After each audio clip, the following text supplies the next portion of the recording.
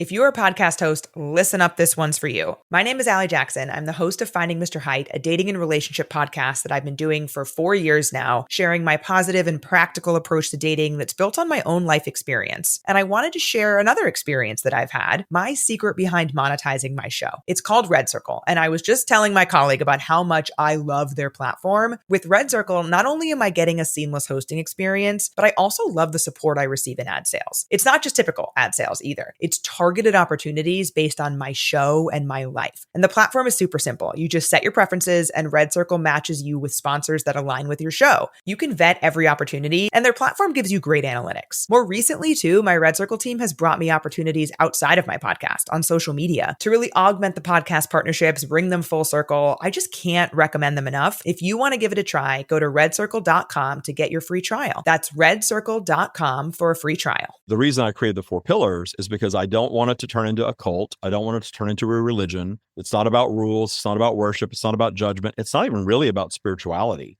It really is understanding that the bottom line is when you learn to appreciate every aspect of your life, all of those things heal. If you learn to appreciate anything in life that you judge, when you flip it to appreciation, the solving, healing power comes in, and it works in your personal life.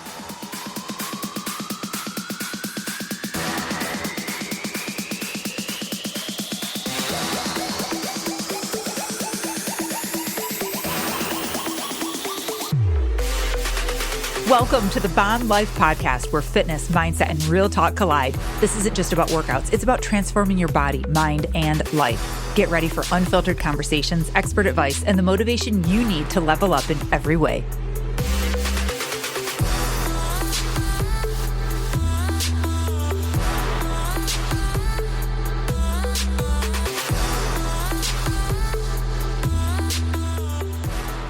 Hey everyone, welcome to the Bomb Life Podcast. My name is Melissa Vogel. I am your host of the show. Welcome, welcome. If you're a returning listener, welcome back. This is going to be another really, really good episode. And if you are brand new to this podcast, I'm so happy that you're here and that you found us, found me. When I say us, I mean like our team and all of our guests and everything, because this really is it is a group project. I do not do this podcast alone. Either way, I'm so happy that you guys came to this particular episode because we are talking all about emotions and your vibration and channeling and detuning. And oh my God, it's so good. I can't wait to dive in. So this week, I want everyone to just kind of really start thinking about how they want to approach the holidays, because it's here, you guys, whether we like it or not. And I just wanted to add this in a little bit before we dive into this episode, because it's important that this time of year that you really make a decision. Like, I am going to commit to moving forward with my health, my fitness, my overall improvement of my mindset. Like, you have to decide. You have to decide. And remember, I have said this so many times on this podcast, deciding to not decide is still deciding. Okay. So if you're like, oh, I hear this, and then you don't make a decision, that's just not deciding, which is still deciding. If that even makes any sense, which I know it does to you guys, because you're used to my madness, but truly think about it and then decide, you know what? I'm just going to finish out and get back at it after January. Great. That is a decision that you're making. Okay. You also can decide that, like, no, I'm going to make a conscious decision that, like, I'm going to still go to the gym. I'm going to work on coaching. I'm going to get more serious about my nutrition and stick to it. That is a decision. Awesome. The next choice, if that is your decision to make, your next choice is, can you do this alone? Really think about that. And I'm putting these long pauses in here on purpose. Truly think, am I capable? Have I shown myself over 2025 that I am able to do this journey alone? And if you're not, and if you're like, I really don't think I can, I keep saying I'm going to, I keep trying, I keep thinking that I'm going to, right? But then I don't. You guys, that's a sign that you need help, and that is okay. So I don't want to go into this too much, but I just wanted to drop that in there because it's that time, you guys. It's that time of year to make a decision. And if you don't make a decision, you're still deciding. I can't like stress that enough. People think, well, if it's just out of sight, out of mind, boom. No, I didn't decide. I just didn't do anything. you decided to do nothing. You decided to ignore this. Go to the show notes. You're going to find all of the links to our incredible guest, and then you're going to find the links to book a discovery call with me. You can email us. It's melissavogel@gmail.com. We'll put that email in the show notes for you guys. You can send me a DM at It's Melissa Vogel on Instagram, Facebook, wherever. And let me know. Be like, Melissa, I think I need to talk. I think I need to talk this through someone. Maybe you do one-on-one coaching. If that is not in the budget for you or in the books or in your future, great. Maybe you do a group program. Maybe you work together. There's so many different options for you. And I just want you to know that you have them and it's time to make a decision about it. Today's guest is David Strickel. What if emotional intelligence isn't something you learn, but something you live? Meet David. He is a former executive turned spiritual teacher and the creator of Tya, a next level practice for mastering emotion and embodying abundance. Oh, yes. David helps high achievers rewire their minds, exit judgment, and stop chasing alignment by appreciating all aspects of life, not just the high points. And if you listeners are ready to break free from fear-based habits and experience emotional clarity in any condition, this episode is going to resonate with you. We're talking about, positive thinking, but why that can fail. He talks about the catch. Oh my God. And how to name it.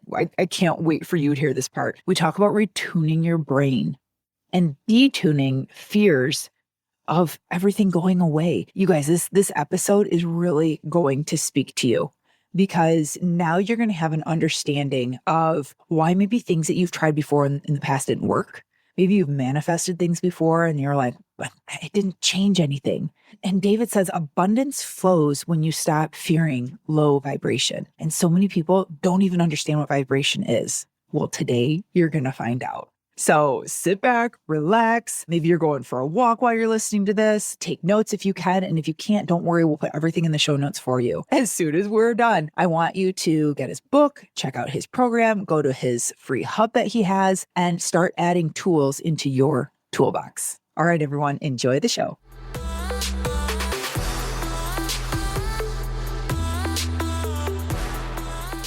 Hey, everyone. Welcome to the Bomb Life podcast. Today we have David Strickel on the show. Welcome, David. Thank you so much for having me. It's good to be here. Dude, I am so excited to have you. Diving into emotional intelligence and everything spiritual and inside of us and energy and vibration, it's my jam. Well, I'm in the right place then. You are. I'm so excited to dive in. And you do it all. You are the host of the podcast is it Tya? The Tya podcast. The Tya podcast. You're the author of the Tya Practice. You're the creator of Tya. We got to know what Tya is. So just what is Tya? What is this? What is this that you have created and built this empire around? Tell me what that is first, and then I'll dive into other questions. Well, the interesting thing is that I started out channeling. If you're into Abraham Hicks or anything like that, the whole world is channeling now. Yes. Because Esther made it palatable, I think. For me, she made it less weird She did. than when I first experienced channeling. And I was told I was a channel by a psychic years prior to discovering Really? Abraham Hicks. And I thought it was weird and freaky and I didn't want to be part of it. But I had this knowledge sort of dropping in that I wasn't exposed to in my life, that when I chose to trust it and apply it, it worked. I'm all about evidence. I love belief beyond what is tangible, but at the end of the day, what really works? Where's the evidence that this works if I'm going to continue to do this? So this knowledge had evidence behind it, and it was really working for me in my personal life. And then I started teaching it to other people in business, which is very limited because it was a corporate situation. Yeah, you were Mr. Executive before. Yeah, I built a big career in retail, home furnishings. And my success really focused on making my commission-based salespeople successful. And it was all about mindset and not having that typical salesperson mindset that you just want to close a sale at any cost and you want to, get your commission. I flipped the whole script. No, you don't want to do that. You don't want to sell to everyone. You want to get to know people. You want to build a relationship and you want to serve them, and you will make more money if you sincerely do that. Yeah. And they did. And the people that worked for me did. And I would take over a store and turn it around. And then suddenly it was a group of stores. And then it was a region. And then it was half the country. And then it was half the United States and Canada. You just kept going from there. And I loved it for a while and I did very well. But the frustrating part was all of these people would tell me their personal problems. I would get on a plane and go from, region to region and go in and sit and talk to people. How's it going? What's going on? And you want to get really personal in a situation like that, so you can see what's really going on. Mm-hmm. And then they would start telling me about their marriage, their divorce, their kids. And in a corporate setting, you can't go there. If I start talking about law of attraction or conscious creation, I'm going to get a call from HR, and it's going to be very uncomfortable, especially at that level. So I couldn't do that. And so to have an outlet for that, I started a podcast, and I started channeling on my podcast.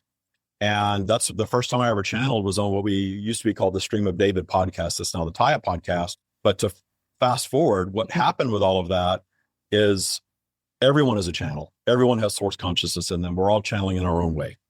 I believe everyone has access to this information. Maybe the unique thing about me is that I chose to listen to it from a very early age and experimented with it because that was all I had. I didn't have parents in my life really guiding me. And I think that might be a unique thing. And I'm really good at creating systems. So I started channeling, kind of thinking, well, I'm going to be the next Esther Hicks. It looks so much fun to get up there and channel every Saturday and have people come up and ask questions. And, she seems to be doing really well with this. I'm just going to do that. Well, by the time I got into doing that, hundreds of other people were doing that as well. Everyone claimed to be. Yeah. And I realized I wasn't going to be the next Esther. She's one of a kind and she's great. But then the frustration with law of attraction sort of set in for me, because this idea of the very sort of consumerist driven aspects of how do I manifest the new car, the new house, more money, better health? How do I manifest? That seemed to be the crux of all of it. And people were very frustrated with it. And there were two things going on for me. One, I had already manifested all of those things and discovered that they didn't really make me happy the way I thought they would. As much as I still enjoy material things, it just doesn't hit the way that you think it's going to hit. And I manifested the love of my life. I manifested the best body of my life at 50, which I don't have today, but I had it at 50 pre-COVID. So I've manifested all these things that everybody wants, and I understand why they want them, and I understand why they're nice to have. But at the end of the day, there's still this sort of hole in your life if you don't really understand source consciousness and that source side of you. If you're just using energy creation, vibration, as we like to call it, to manifest things, you're missing out on a lot. So my message is you can have both, but don't lose sight of the source part of all of it. And so from there, I created a mindset practice that we call Tya for Trust Your Abundance. Now everything's about Tya. Okay, this completely makes sense. Okay, you're going to learn this real quick, David. I bring everything back to health and fitness, everything. And what you're saying, I can kind of relate to with the whole manifesting, having the things, but you're missing something. It's the same thing like when people lose a ton of weight in my world, my brain's I can understand this. When people lose a ton of weight and they don't do the mindset work with it. They just do one of those boot camps or something, the 6-week camp. And they're like, I lost 30 pounds, but there was no mental shift. There was no identity change of going from this person who wasn't happy, healthy, maybe overweight to no, I identify now as a fit person. This is who I am. This is what I do. And they're missing that gap. So this makes sense to me in my world too, but I never thought about it with manifesting things and energy and all of this. Well, for me, that was a big manifestation. My personal journey in my 30s, my father left when I was 6 and wasn't in my life. And my mother, they got divorced. My mother never wanted to be a parent. She was not a great parent. There's a million stories about that I'll skip over. But I had a very rough childhood. And then when I got into my early 20s, I started making money. I started my own business at 19. Money was coming in. My mother was a minimum wage earner. So I started helping her financially. And then we suddenly became friends. And then I told her I was gay. And when I told her I was gay, she hung up on me and never spoke to me again for the rest of 20 plus years. So I had to make sense of that. Here I had this rough childhood, this woman that told me to commit suicide when I was a teenager. Why don't you just kill yourself? That was her attitude toward me. We came all the way full circle to making friends and finding our path to having some sort of an adult, relationship. And then to have her completely disown me was crushing. Talk about abandonment. Yeah. And I didn't really deal with that. But I knew how to manifest money, and I grew up very poor. So when you grow up poor, you think money is the answer to everything, right? Yeah. The kids that are happy are the ones that are going to summer camp and having new clothes every school year and getting cars when they turn 15 or 16. Back then it was 15. And that's what happiness looked like to me. The big house, the nice things.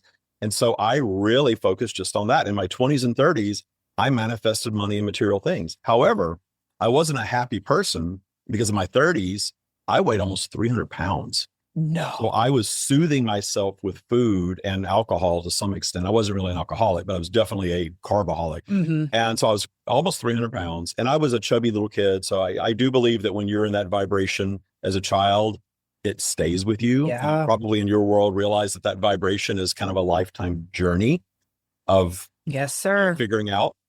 And so I figured it out in my 40s. I really started accepting this spiritual side of myself in my 40s, and I started getting rid of everything in my life that wasn't truly making me happy. I moved from a 4,200 square foot house outside of Seattle to a 650 square foot condo. I ended a 20-year relationship that should have ended at 5. Mm-hmm. I did all those things, got into great shape, started working out with a great personal trainer in Seattle, really got into the gym culture all the way through my 40s. And by the time I was 50, 51, I was already doing this. I had the podcast. I quit my corporate job. I was ripped. I moved to Palm Springs, which is kind of like a playground for older gay dudes. Oh yeah. I'm like an hour away from Palm Springs. Okay. Yeah. I Palm love Springs Palm is, Springs. if you're a gay man of a certain age, it's Shangri-La. This is the place that anybody that can afford it, comes. Yep. So I was in Palm Springs, and for the first time in my life, I was sort of an object. You're 50, you're young in Palm Springs. So, sort of an object of attention for the first time in my life. People would turn their heads and look, and that started feeding my ego. So I went through this whole journey of realizing that any identity, any set of circumstances that we are depending on for joy, we're always going to have a bit of anxiety about losing it. Because I know people during COVID here that got out of shape and lost their identity because they were so attached to being, ripped. Yes.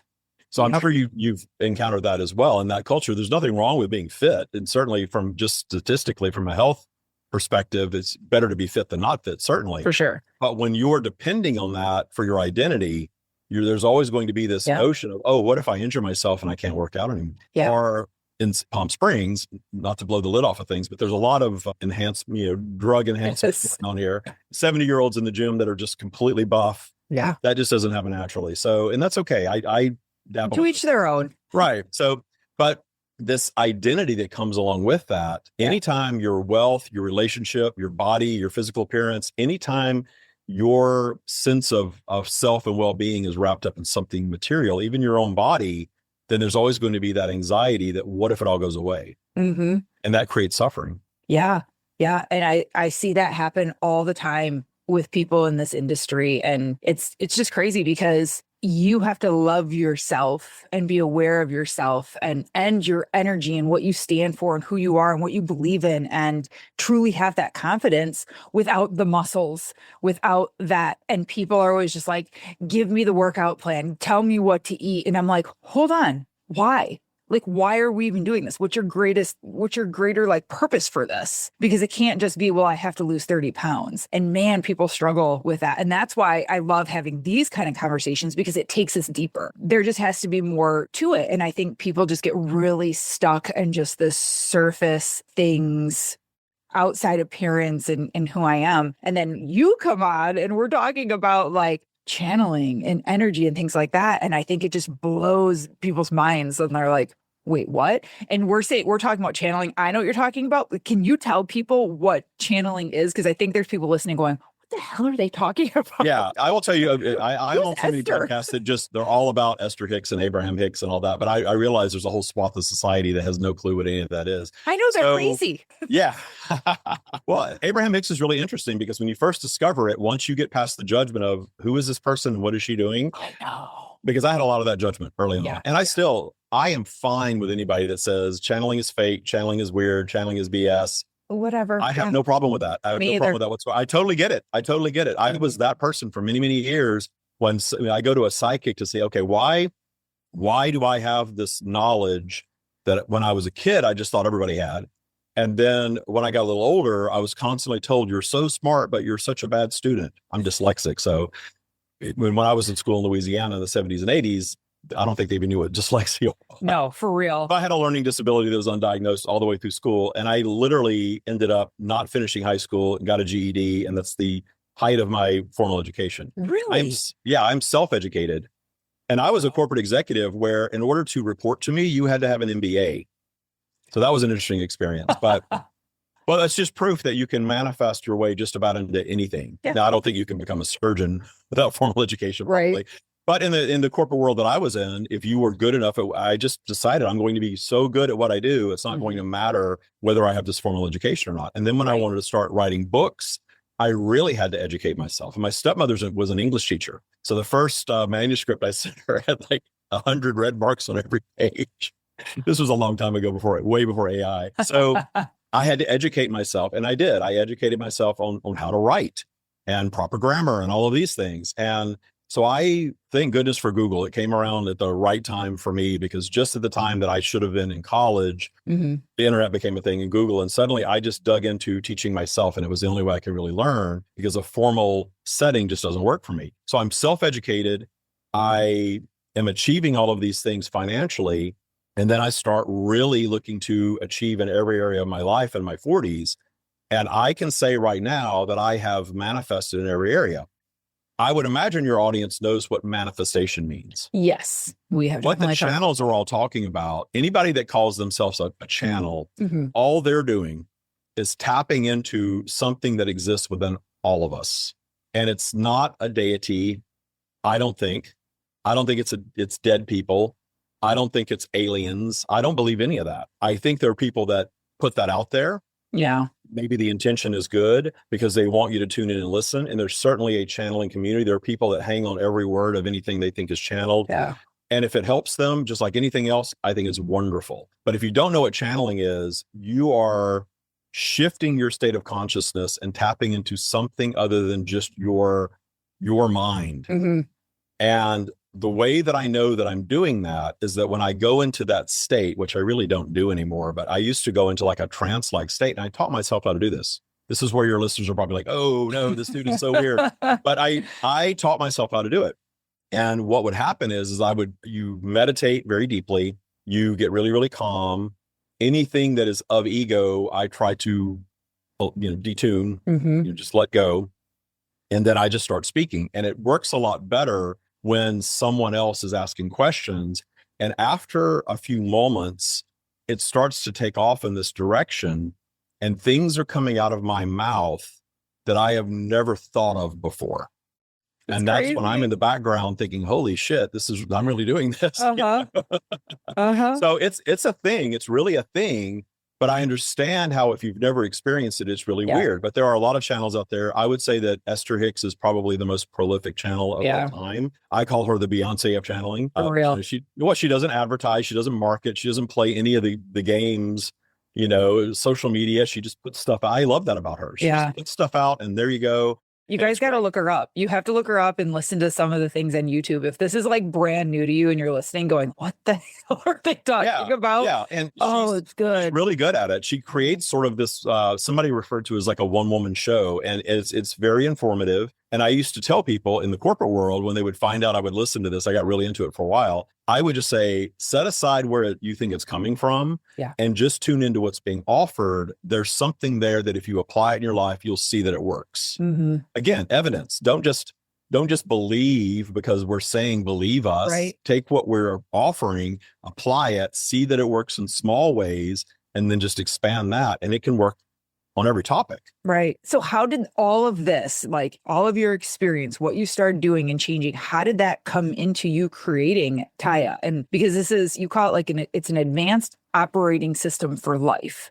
Like, at what point did you get to it and you're like, I need to create a program. Like, this needs to be a thing that I do. Yeah. The interesting thing is that as much as I appraised Esther and Abraham, it only goes so far. It really does focus on a term I don't even like to use that much, law of attraction. Yes. Where your mind is creating your reality. And you've talked about in the fitness realm, mindset is everything.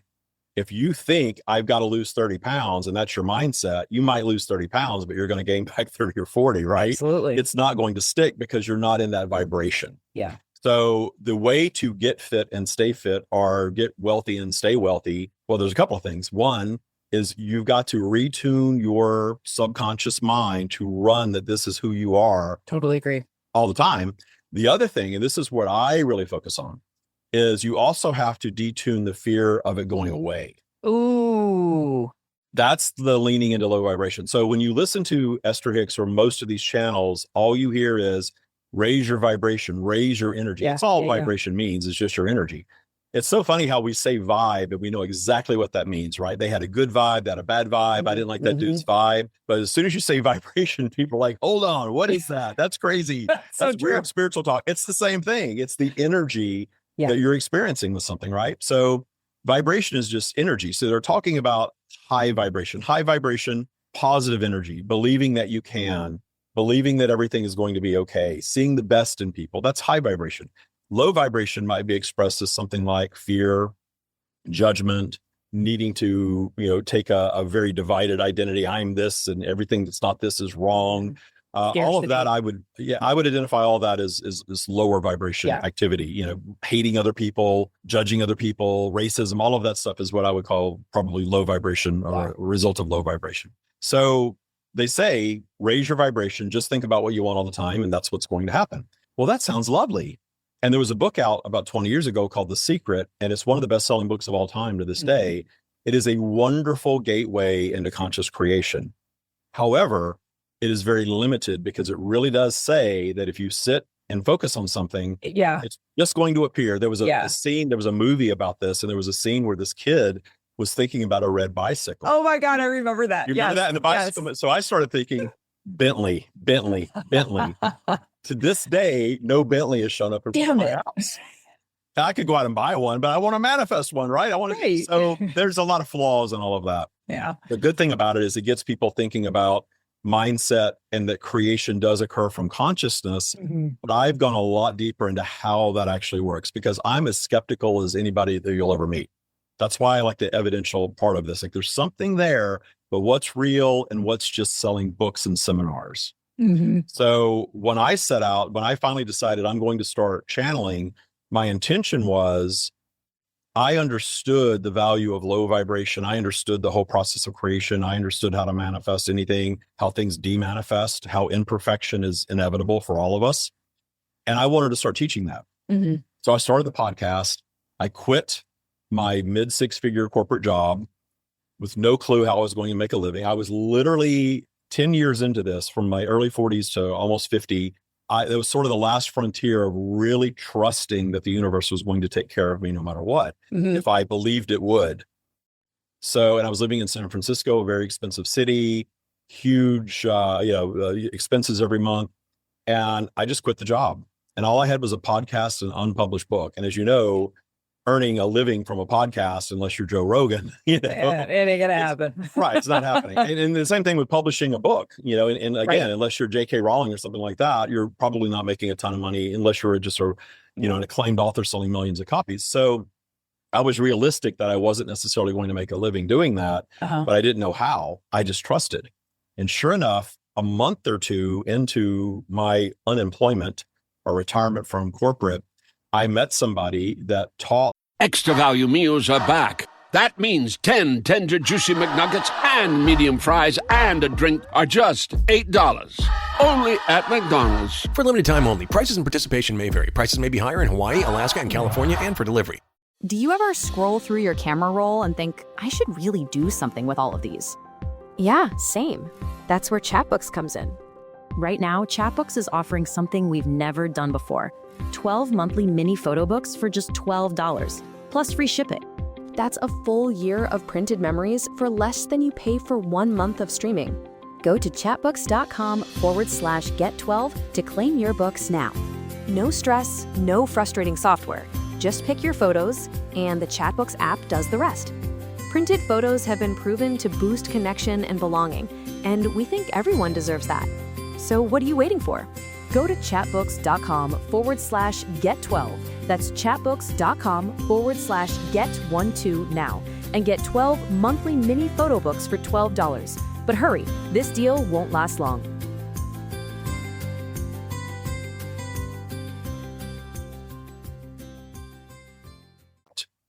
anybody that was a spiritual teacher, healer, anybody in the spiritual category, how to make a living doing that, a real living, like a 6-figure living doing it. And of course okay, I want to hear this.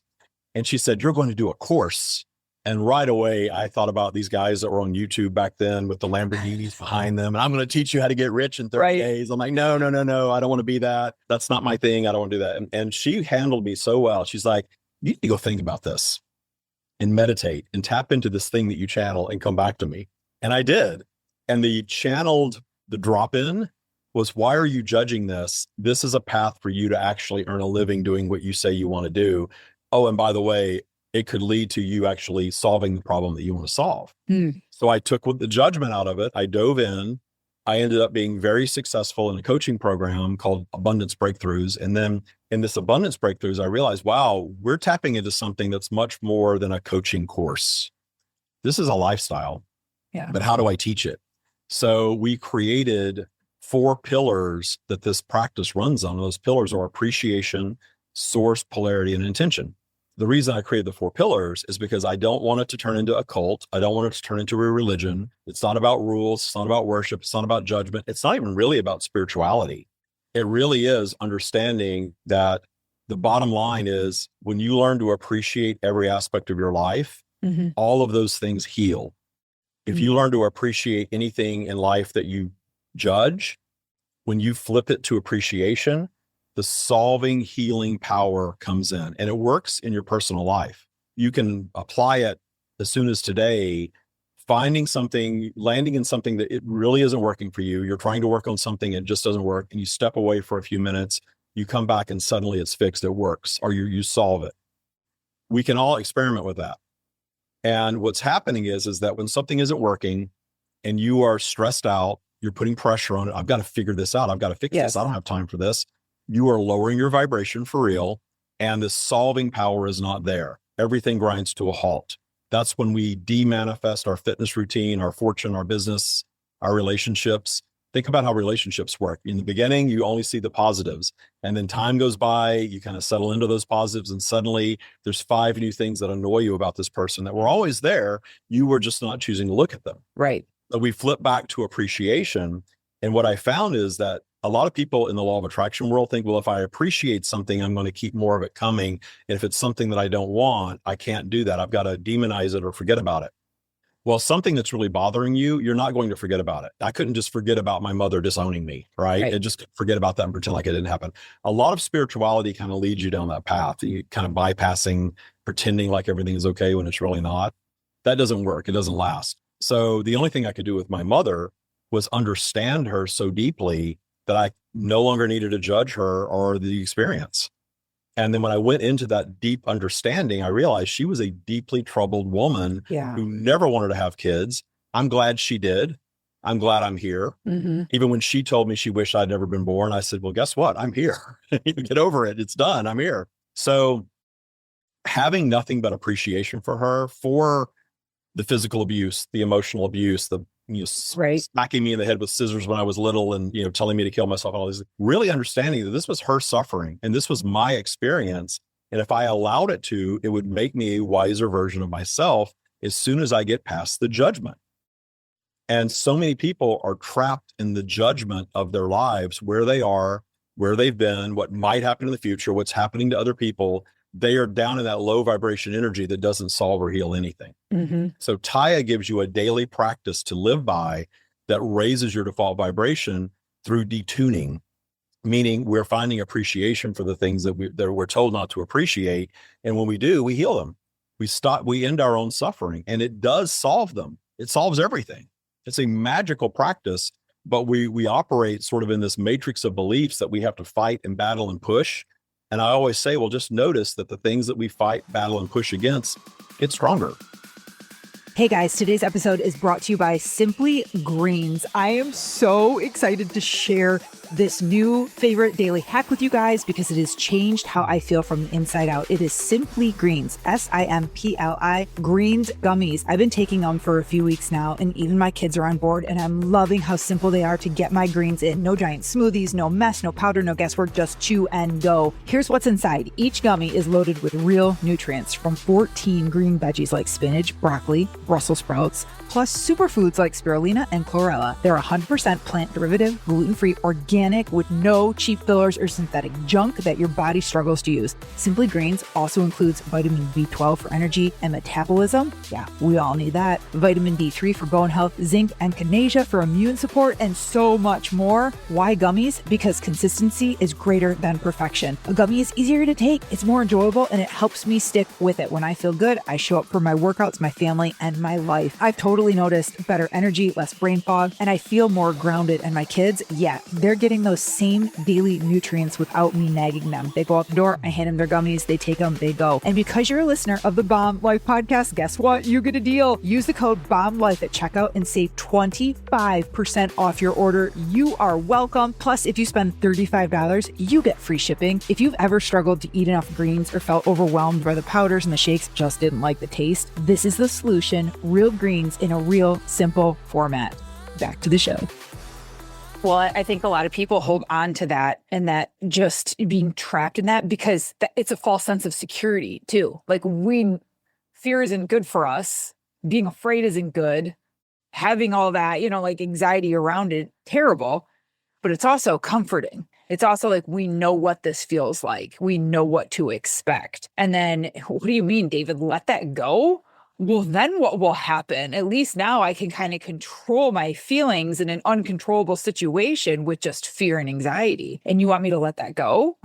It's my identity, right? Exactly. Identity. Victim becomes an identity. And I understand why it's so nurtured in our society. Oh, you poor thing. That's terrible. That should have never happened to you. Yep. Those people are narcissists. They're mine. We have all these labels, and you're not, and you're a victim of all that. Yep. And the problem with that is it keeps them stuck in that space and keeps them suffering. Yeah. How do we detune? What does detuning mean? What does that look like? Well, I like the word detuning, because you're not going to just decide to eradicate something, right? If you have an eating disorder and you just decide one day, I'm never going to eat a carbohydrate again. Right. Yeah. Not gonna that doesn't work. No. That doesn't work. So what you do is you detune that part of you that is addicted over time as a practice, and you allow yourself to fail, and you allow yourself to come back again and again and again. Yes. And eventually, I compare detuning, for lack of a better comparison, to sort of like having radiation.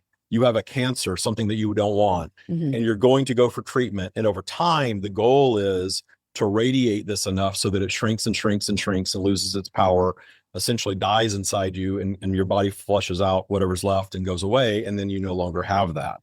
So whatever your quote unquote cancer is, the thing that you say shouldn't be, any of those things, and we all have these things. I always say that we have this sort of this basement, and we have all of this crap stored in our basement. And it's the bully that picked on me in grade school, and the person that dumped me in high school, and the partner that cheated on me, and the boss that treated me bad, and the time that I was completely broke and didn't know if I was going to be able to pay rent or not. All of that stuff lives in the basement forever until we detune it. As long as we're saying that shouldn't have happened, I shouldn't have done that, that shouldn't be happening, all of that should not, keeps those things trapped in the basement, which is your subconscious mind. And you're going to see that express itself emotionally. That's your default. That's when you wake up first thing in the morning and 10 things drop into your mind that you're worried about. And you're on autopilot that way, right? Or you're having dreams that are disturbing in some way. And you realize that maybe this dream is a reflection of something that I am kind of worried about, but I've buried. We're really good at burying things. We're really good at distraction. We have these little devices are so good at distraction. Just get on there and scroll TikTok and, release that dopamine. And suddenly you're not thinking about the 10,000 things that you're worried about anymore. Yeah. But unfortunately, all of that turns into some sort of an addiction. Scrolling addiction, eating addiction. You're literally giving me like chills right now. Like, I think you're tapping into my energy. Well, when you're talking about like the basement and stuff, and when you're talking about like, if you're still saying I shouldn't have, or, like these things, I'm sitting here thinking of like, I literally just said that yesterday. Of like, I should have never gone there. I had like a terrible thing happen back several months ago, and I'm still on my healing journey for it. I talked about it a little bit the other week on my podcast for the first time. And I just said to someone like, damn, that should have never happened. I should have never been there. And as you're talking, I'm like, oh, it's still in my basement. It's still in my basement. Like, and the last couple nights, I've had terrible dreams. Yeah. And then you said are dreams. wonderful I'm like, because they're a reflection of what's in the basement. That if your dreams are waking you up, if you're having sort of nightmarish dreams, it was. embrace that, because that's a clear sign that, maybe I need to not be afraid of the basement. Maybe I need to go down and flip the light on. And I always say, go down, flip the light on. Understand that if there are 100 boxes in your basement, you're not going to unpack all of them at once. Right. And don't try to fix everything. We always think that there's this finish line. Yeah. That when we're all fixed, and I have hit a stride in my life where I was in shape, living very well financially, met the love of my life, completely healthy, great dog, wonderful, living exactly where I hit all of it. All of it. Pre-COVID, I was right there in the sweet spot, and it didn't last because it's not supposed to last. We're not supposed to live in perfection. You can improve any topic, but the journey from this is not working to this is working.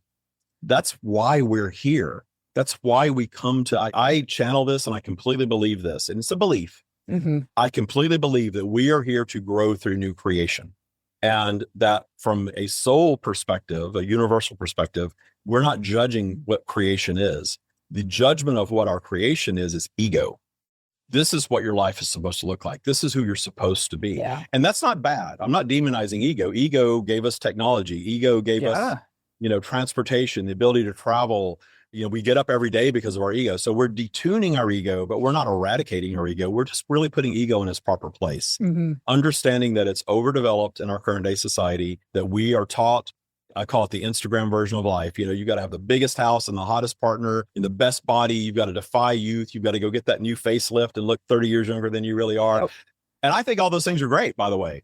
There's nothing wrong with wanting a facelift or having the hottest body or the biggest house or wanting to own a yacht. There's nothing wrong with any of those things. Just don't depend on any of that for your identity, i.e. your happiness, because I have manifested and I've demanifested and manifested again. And I have found joy in the whole process. You're like, yeah, I know. You're like, listen to me. I know. Well, and I like how you talked about detuning too, of like how it's an over time failure practice repeat. And I do that a lot with my coaching, my one-on-one coaching that I do with clients is like, hey, buckle up because this is going to be a long ride. This is going to be a long journey and I'm going to let you fail. I could tell you all of the things to do, but I'm going to let you show up. We're going to work through it during your hard days. And then some days are going to be quiet. And you're going to be like, why am I even paying this bitch? Like, why?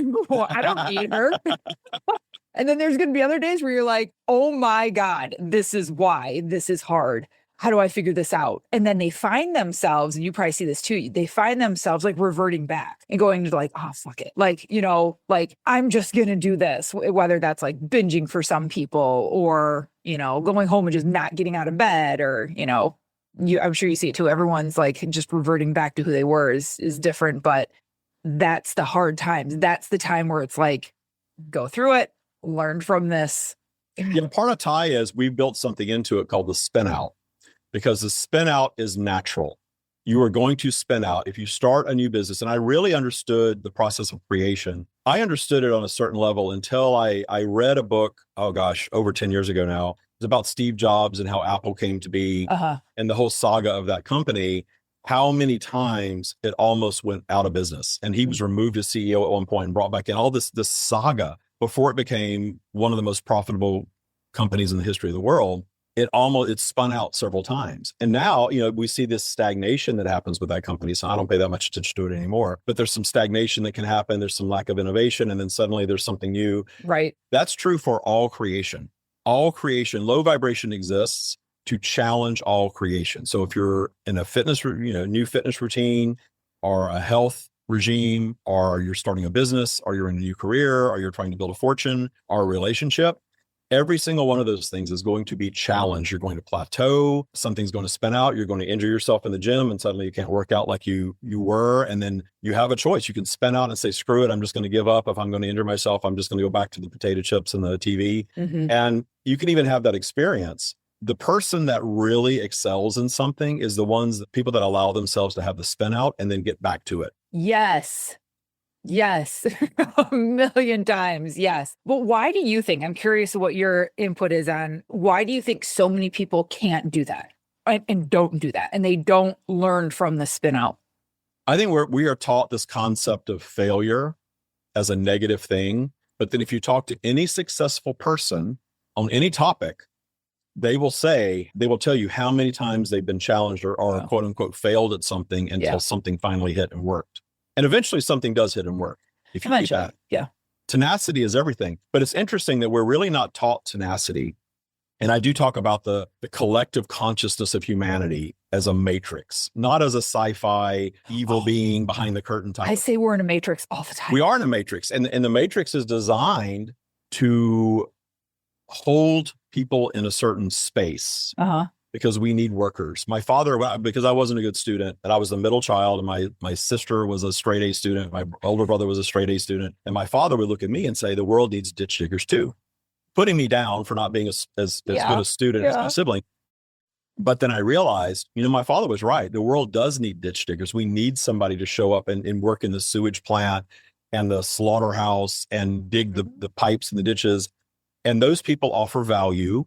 I'm very grateful that we have them, but there's a mindset that this is what you are and who you are, that humanity is created, that is limiting, because humanity came up with this industrialized system where we need people to believe that this is the best you're going to do, so that they do it and they give us 20, 30 years of labor that we need, and till we don't need them anymore.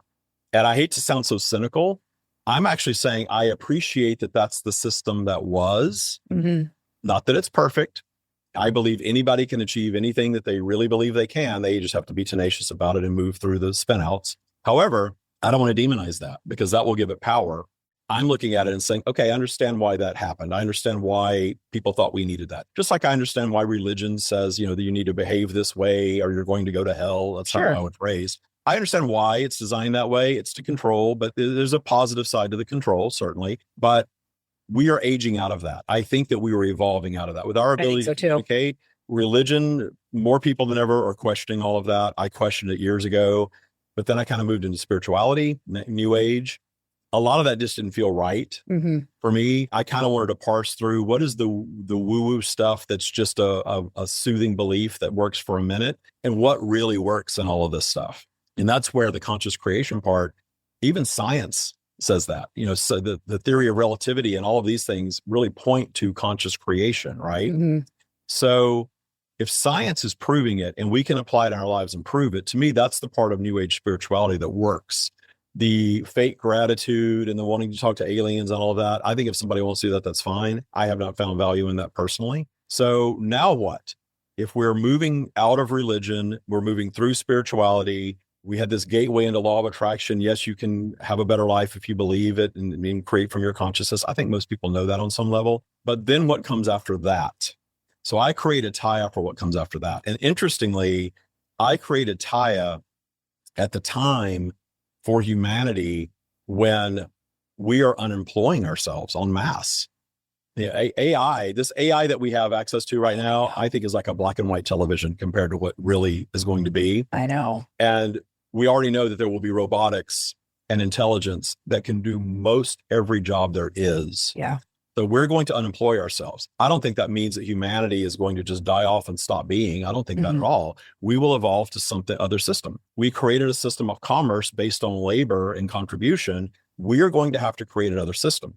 Yes. So Tya gives you the tools to move through these massive changes that humanity is creating for itself right now, and understand that when we default back to trust in our own well-being, literally trusting, then we are going to be okay. And the only way that we can literally trust is to detune any and everything that keeps us from trusting. The limiting beliefs, the old ideas, the judging ourselves for where we've been or where we are. You can't simultaneously trust and be in high vibration and have all of that judgment going on. That's a really good point. It can't be happening at the same time. Can't coexist. No.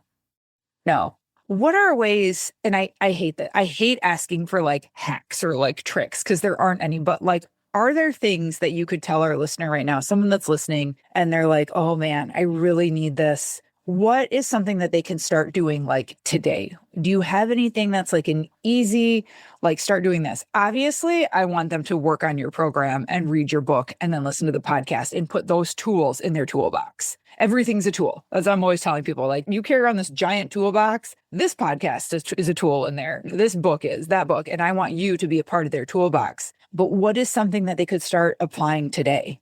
The best thing to start applying right now today is teaching yourself to catch, meaning we run on autopilot. So we are constantly being triggered by things. We're being triggered into judgment. We're being triggered into fear. We're being triggered into fear about money, politics, health, all of these things that we think are important. Yes. And we run on this.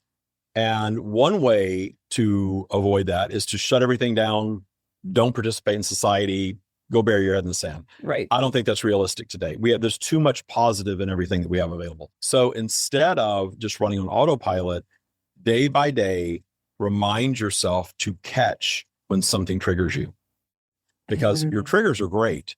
It's a great piece of information about a belief that you're holding on to that you might want to consider detuning. Yes. Because when you go onto social media and somebody is talking about something that you think shouldn't exist and your vibe drops, your vibe drops because emotionally it's that sinking feeling that we all get. Your emotions are a wonderful indicator. That's why I say emotional intelligence, not be up in a high emotion all the time. It's allowing your emotions to inform you what's really going on in your belief system and understanding that your life is a reflection of your belief system, period. So an example of a catch, the little voice in your head that kind of chimes in and says, oh, you'll never be able to do that. That's not you. You weren't born into the right family. You're not the right race. You're not the right whatever. Catch that voice, give it an identity. Okay. That is something that is not you. Separate it, kind of make a little thought bubble out there. I named mine Claude years ago. Oh, shut up, Claude. Stop, Claude. Because that voice is so overdeveloped in most of us. And I call it the voice of limiting beliefs. So give it an identity that is unique. Okay. Not somebody that bullied you in grammar school or somebody that you just don't like. Right. Give it a unique identity. I didn't know anybody named Claude. I had no negative connotation. I just thought it was a name that sounded like something I didn't want around, right? Right. I now have a friend named Claude, so it's a really fun full circle story. But back then I didn't, and I named it Claude. And I just started detuning Claude every day of my life, that every time that would chime in, and it was very active. You know, when you're raised telling you that you should have never been born, you have a very active Claude voice. Yes. So I would tell Claude, I would just put Claude on mute. Shut up. Not now. Don't want to hear it. That's just Claude. That's not me. So when you parse it out as something separate from you, what that does is it gives you more control over it. It's not running wild on autopilot. And it takes discipline. It takes practice. This is just like going to the gym. You go to the gym every day, your body is going to start showing those results from what you're doing in the gym.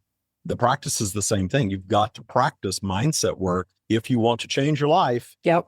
Way to do it is to change your mindset. So that Claude catch is a good one. Another catch that I love is whenever I see something that is unjust or greedy or just something that's just really annoying. Yeah. My favorite catch for that is I always say, oh, that's right. Bullshit makes the world go round. It's playful, but I had this situation. I have a really nice television that we bought less than a year ago for our house, and it died. And I won't name the name of the company. I don't want to get anybody in trouble, but the big TV company. And I call and say, this TV is completely dead. And they said, oh, well, you need to have it replaced. Let me transfer you to the replacement department. Replacement department is closed due to a storm. Okay, fine. Wait several days. Nobody ever calls me back. Call them back. Oh, let me transfer you to the replacement department. I go to the replacement department. Oh, well, you need to have repair come out first. I already talked to repair. They said I need replacement. Well, we won't do anything for you. You have to go back to it. So I was batted back and forth like 7 times.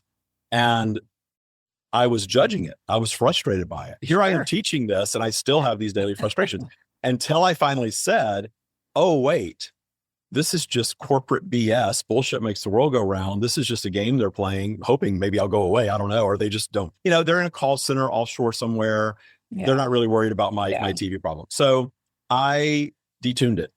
And I'm not kidding. The second I detuned it, I got the nicest lady on the phone. She says, you don't have to hang up and call another number. I do that for you. Let me get them on the phone. Transfers me to the nicest man. Oh, TV, full refund, all done. Could have done that myself the first call if I had been in a different mindset, not this TV shouldn't have died. right. My own practice, I'm telling you right now, I spin out of it, but I love that I do, because we're not going to be perfect, but it's a great solving tool. And of course, there's lots of other areas of my life that I solve very efficiently because I apply it so broadly. But I love it when I find something where I'm realizing that I'm not even applying my own practice right now. Right. Until I do. And then it works. And then I realize all that suffering that I created for myself over 3 days, Yeah. back and forth, that was just my own experience, my own creation.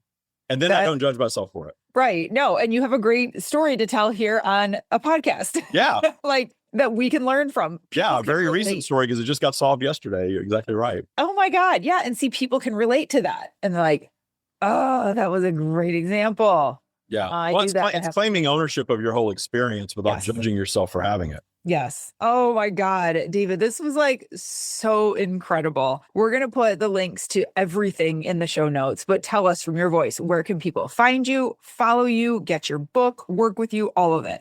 We have created a learning hub at Okay. tyaacademy.com, tyaacademy.com. You register there. There's a free learning hub. Everything that we do and have is in that hub. So you can go to one place now.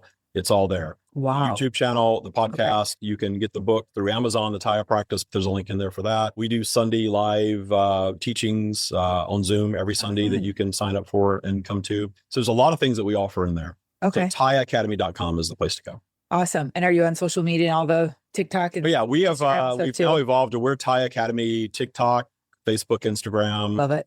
YouTube is the Tya Academy, I think. Okay. Perfect. Perfect. Well, we'll put everything in the show notes. You guys start adding tools to your toolbox now. I can't thank you for coming on, David. This has been amazing. I feel like my vibration has just gone from like here to like here just by having you on. So thank you for that. But this has been great. And I hope we get to work together in the future too. Absolutely. Absolutely. Yeah. Very cool vibes here. So this Yes.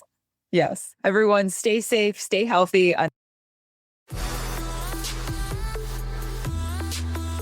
The Bomb Life podcast is for informational and entertainment purposes only. The content shared here is not intended as medical, legal, or professional advice. Always consult with a qualified professional before making any health, fitness, financial, or legal decisions. The opinions shared on this podcast are personal experiences and insight.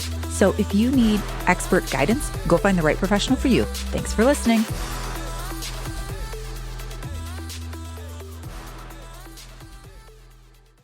If you're a podcast host, listen up, this one's for you. My name is Allie Jackson. I'm the host of Finding Mr. Height, a dating and relationship podcast that I've been doing for 4 years now, sharing my positive and practical approach to dating that's built on my own life experience. And I wanted to share another experience that I've had, my secret behind monetizing my show. It's called Red Circle, and I was just telling my colleague about how much I love their platform. With Red Circle, not only am I getting a seamless hosting experience, but I also love the support I receive in ad sales. It's not just typical ad sales either. It's targeted opportunities based on my show and my life. And the platform is super simple. You just set your preferences and Red Circle matches you with sponsors that align with your show. You can vet every opportunity and their platform gives you great analytics. More recently too, my Red Circle team has brought me opportunities outside of my podcast on social media to really augment the podcast partnerships, bring them full circle. I just can't recommend them enough. If you want to give it a try, go to redcircle.com to get your free trial. That's redcircle.com for a free trial.